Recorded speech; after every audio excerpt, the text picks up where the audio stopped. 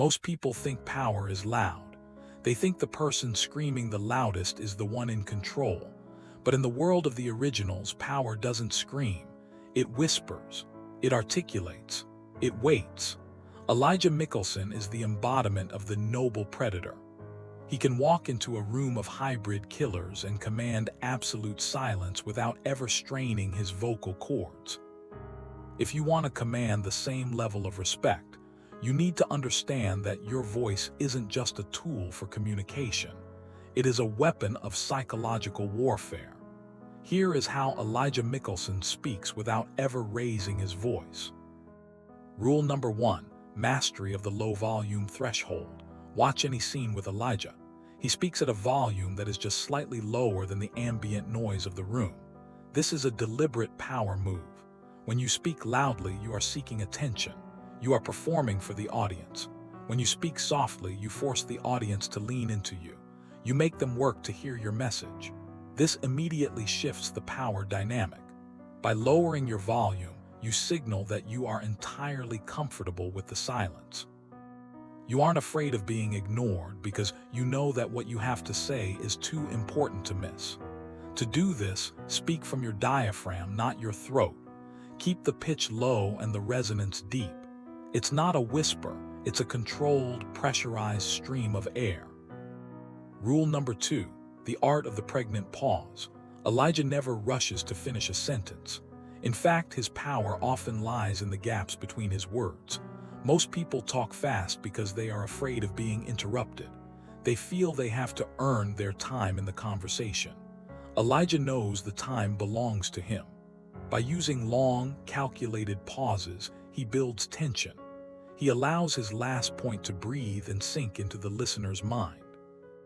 A pause before a keyword adds weight. A pause after a keyword adds threat. If someone interrupts you, don't talk over them. Stop. Look at them. Wait for the silence to return. Then continue exactly where you left off at the same low volume.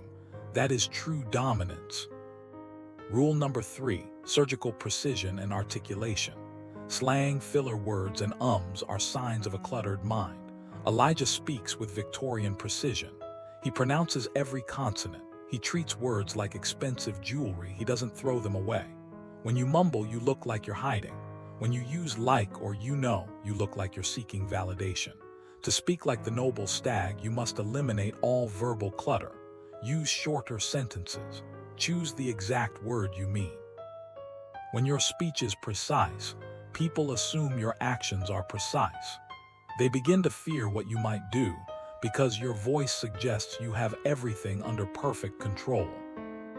Rule number 4, the stillness of the predator. Your voice does not exist in a vacuum. Elijah's vocal power comes from his physical stillness. Notice that when he speaks, his head doesn't tilt, his hands don't fidget, and his eyes don't dart around the room. He is a statue that happens to be speaking. If you are moving your hands frantically or packing while you talk, your low voice will just sound weak. But if you are perfectly still, shoulders back, chin level, eyes locked, a low voice becomes terrifying.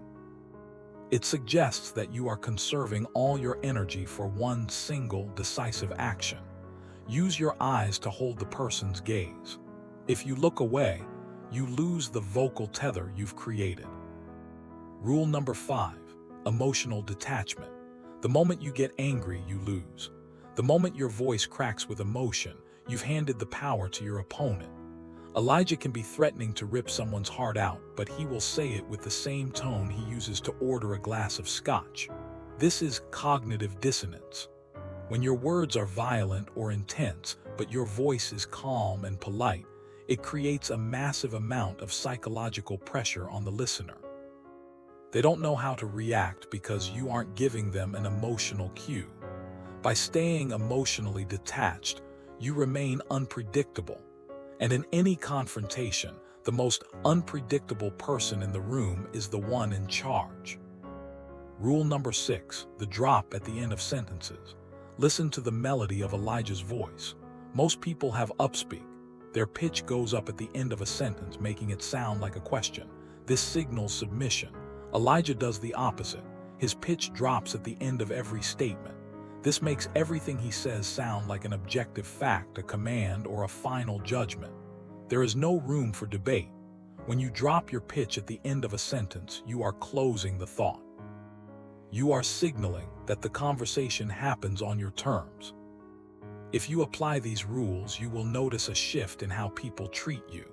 You won't need to yell to be heard. You won't need to argue to be right. You will simply speak, and the world will move to accommodate you. Remember, the loudest person in the room is often the most insecure. The quietest person in the room is often the one holding the match.